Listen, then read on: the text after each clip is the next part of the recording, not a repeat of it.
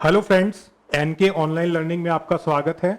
मैं हूं संजय गुप्ता और आप देख रहे हैं सी लैंग्वेज वीडियो सीरीज। अब हम देखते हैं कि इनपुट आउटपुट फंक्शन सी में कौन कौन से होते हैं। बेसिकली एक बड़ा टॉपिक है कि हमें इनपुट आउटपुट को मैनेज करना है, तो उसके लिए क्या क्या फंक्शंस हम यूज कर सकते हैं। तो अगर हम इनपुट आउटपुट को डिवाइड करें तो हमारे पास में दो तरह के फंक्शन होते हैं। एक होता है फॉर्मेटेड इनपुट आउटपुट और दूसरा होता है unformatted input output. So first is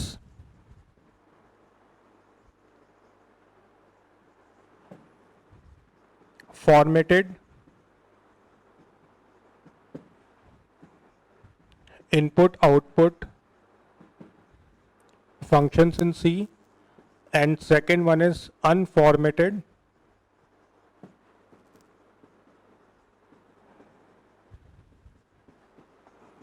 input output functions in C. ठीक है, तो पहले हम देखते हैं कि फॉर्मेटेड इनपुट आउटपुट फंक्शंस कौन कौन से होते हैं। तो इसमें सबसे पहले आता है स्कैनएफ। ठीक है, so first one is scanf और जो सेकंड होगा वो होगा प्रिंटएफ। तो पहले स्कैनएफ को समझते हैं एंड देन प्रिंटएफ को समझेंगे। तो अगर स्कैनएफ के सिंटेक्स की हम बात करें तो आप क्या लिखेंगे? स्कैनएफ डबल कोट्स में जो हम लिखते हैं वो होता है कंट्रोल स्ट्रिंग, एंड उसके बाद जो हम लिखते हैं कॉमा के बाद वो होते हैं आर्ग्यूमेंट्स। सो कंट्रोल स्ट्रिंग जो कि बताएगा कि किस टाइप की वैल्यू को आपको रीड करना है, एंड किस वेरिएबल में स्टोर करना है वो बताया जाता है आर्ग्यूमेंट्स के थ्रू। तो अगर हम एक एग्जांपल देखें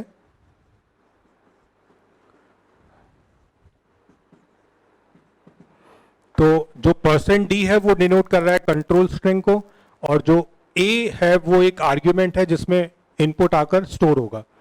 अगर आपको एक से ज्यादा वैल्यूज को स्टोर करना है तो वो भी पॉसिबल है। तो उसके लिए आप क्या करेंगे? दो बार %d यूज करेंगे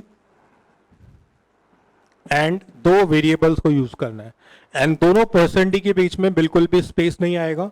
इन केस अगर आपने दोनों %d के बीच में कॉमा मेंशन कर दिया तो अब जो आप इनपुट प्रोवाइड करेंगे वो कुछ इस तरीके से होगा 5,6। जब तक कॉमा आप इनपुट में प्रोवाइड नहीं करेंगे तब तक वो इनपुट कंप्लीट नहीं होगा। That's why it is known as control string. तो जो फॉर्मेट आपने यहां मेंशन कर दिया उसी फॉर्मेट में डेटा आपको इनपुट करवाना पड़ेगा। ठीक है, तो अगर %d विदाउट एनी स्पेस और कॉमा लिखा है तो वो बेस्ट केस होता है, क्योंकि उस केस में आप क्या करेंगे? 5 एंटर देन 6 एंटर। ठीक है, बट अगर आपने स्पेस या कॉमा या कोई और सिंबल यहां मेंशन कर दिया तो इनपुट के बीच में आपको वो सिंबल भी मेंशन करना जरूरी होता है। तो ये अपना था फॉर्मेटेड इनपुट जो कि स्कैनएफ के थ्रू हमने कंट्रोल किया। अब हम देखेंगे फॉर्मेटेड आउटपुट जो कि होगा प्रिंटएफ। तो इसको इरेज करता हूं, एंड बी जो हम देखने वाले हैं वो होगा प्रिंटएफ। प्रिंटएफ का सिंटेक्स भी सेम होता है, उसमें पहले कंट्रोल स्ट्रिंग आपको प्रोवाइड करना पड़ेगा, देन आर्ग्यूमेंट्स। ठीक है, अब स्कैनएफ के बाद जब हम प्रिंटएफ को यूज करेंगे तो प्रिंटएफ बेसिकली यहां पर कंट्रोल स्ट्रिंग के साथ आपको कोई टेक्स्ट प्रिंट करने की परमिशन भी प्रोवाइड करता है। सो फॉर एग्जांपल अगर हमने लिखा प्रिंटएफ %d a, तो इससे क्या होगा? a वेरिएबल की वैल्यू स्क्रीन पर प्रिंट हो जाएगी। अब आप चाहते हैं कि वैल्यू के साथ कोई मैसेज भी प्रिंट हो, तो उसके लिए आप लिखेंगे printf sum equals to %d a। तो इसका जो आउटपुट आएगा वो इस तरीके से होगा sum equals to 5। यहां प्रिंट होगा 5, और फॉर एग्जांपल हमने a में 5 स्टोर किया हुआ है, तो अगर सिर्फ %d फॉर्मेट स्पेसिफायर यूज करेंगे तो वैल्यू प्रिंट होगी। अगर आपको मैसेज भी प्रिंट करना है तो वो कुछ इस तरीके से लिखेंगे। अगर आप चाहते हैं कि आपको दो वेरिएबल्स प्रिंट कराने हैं अलोंग विद मैसेज, तो आप उनको इस तरीके से लिख सकते हैं।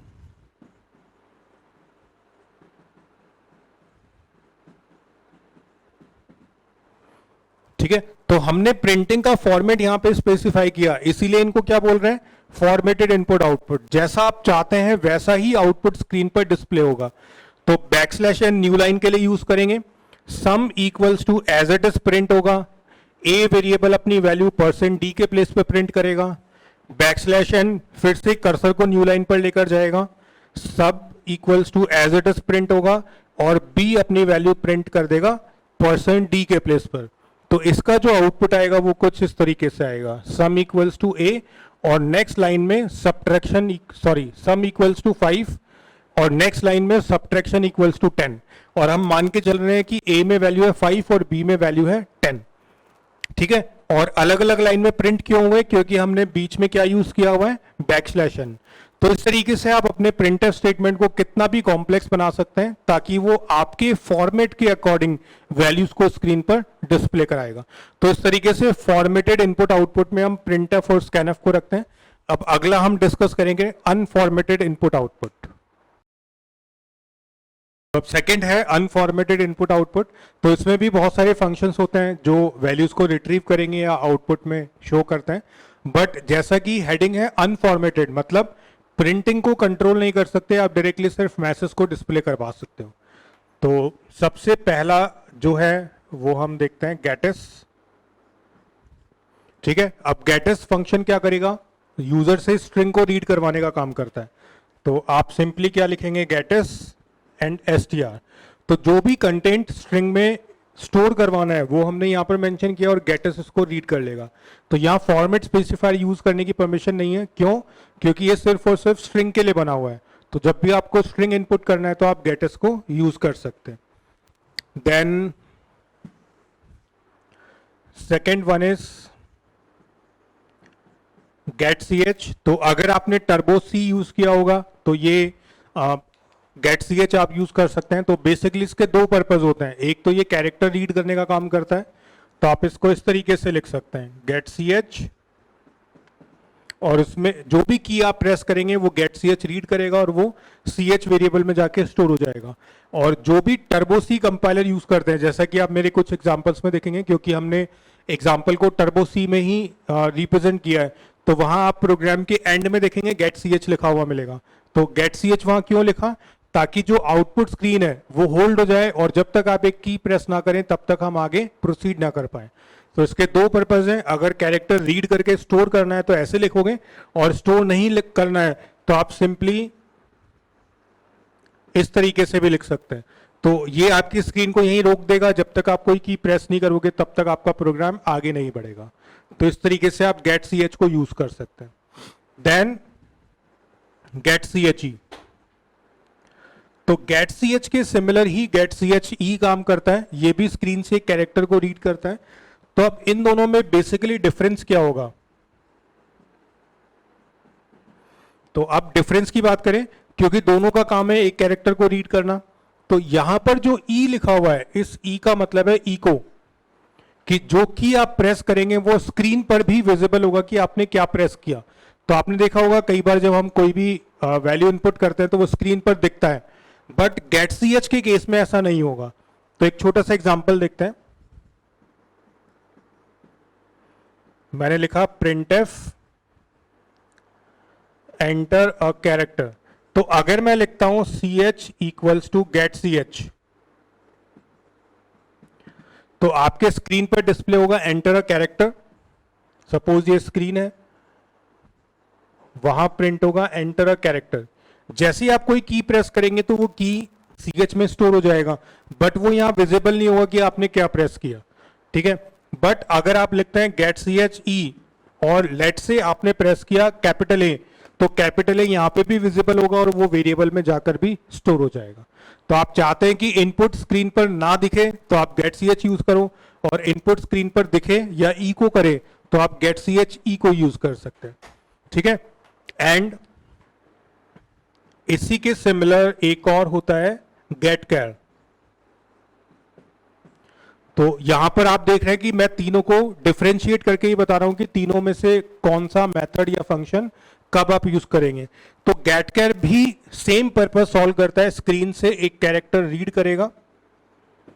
तो आप कहेंगे कि इसमें क्या नया है, तो इसमें क्या होगा, जब आप की प्रेस करेंगे तो उसके बाद आपको एंटर भी प्रेस करना पड़ेगा, तब जाकर वैल्यू ch वेरिएबल में स्टोर होगी, जैसा कि स्कैनफ में करते हैं। और गेट ch और गेट ch e में जैसे ही आपने की प्रेस किया तो वो की इनपुट हो जाती है और हमें कोई एंटर की प्रेस करने की जरूरत नहीं पड़ती, ठीक है। तो बेसिकली अगर सिमिलरिटी देखें तो तीनों का काम है स्क्रीन से कैरेक्टर को रीड करना, और डिफरेंस देखें तो गेट सी एच जो की प्रेस करते हैं उसको स्क्रीन पर विजिबल नहीं करवाता और एंटर प्रेस करने की जरूरत नहीं पड़ती। गेट सी एच ई में जो की प्रेस करेंगे वो स्क्रीन पर विजिबल होती है और एंटर प्रेस नहीं करना पड़ता। और गेट केयर के केस में जो की हम प्रेस करेंगे वो विजिबल भी होगा, बट एंटर प्रेस करने के बाद ही वो आपका वेरिएबल में जाकर स्टोर करेगी वैल्यू को।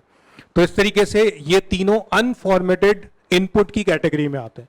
ठीक है, तो gets, then get C H E और गेट केयर, तो ये तीनों एक कैरेक्टर को रीड करेंगे, जबकि गेट एस एक साथ बहुत सारी वैल्यूज को स्टोर करवा सकता है। अब देखते हैं नेक्स्ट है पुट कैर। तो जैसे हमने गेट कैर देखा जो एक कैरेक्टर रीड करेगा, ऐसे ही पुट कैर क्या करेगा, स्क्रीन पर एक कैरेक्टर प्रिंट करवा देगा। तो आपने लिखा पुट कैर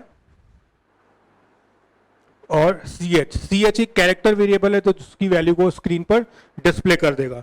और आप चाहते हैं कि अगर कोई कैरेक्टर ही डायरेक्टली प्रिंट करना हो तो आप उसको ऐसे भी लिख सकते हैं, जैसे आप सिंगल कोट्स में कैपिटल ए लिखेंगे तो ये कैरेक्टर कांस्टेंट है तो ये एज इट इज स्क्रीन पर डिस्प्ले हो जाएगा। And last is puts. तो जैसे गेटेस हमने यूज किया स्ट्रिंग को रीड कराने के लिए, वैसे ही पुटेस यूज करेंगे स्ट्रिंग को प्रिंट कराने के लिए। तो आप लिखेंगे पुटेस और जो भी स्ट्रिंग वेरिएबल है आप मेंशन करेंगे तो वो स्क्रीन पर एज इट इज डिस्प्ले हो जाता है। एंड कभी कभी आप इसको ऐसे भी यूज कर सकते हैं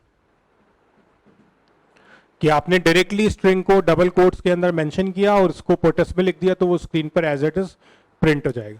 तो इस तरीके से इतने सारे फंक्शंस आपने देखे जो अनफॉर्मेटेड इनपुट आउटपुट की कैटेगरी में आते हैं।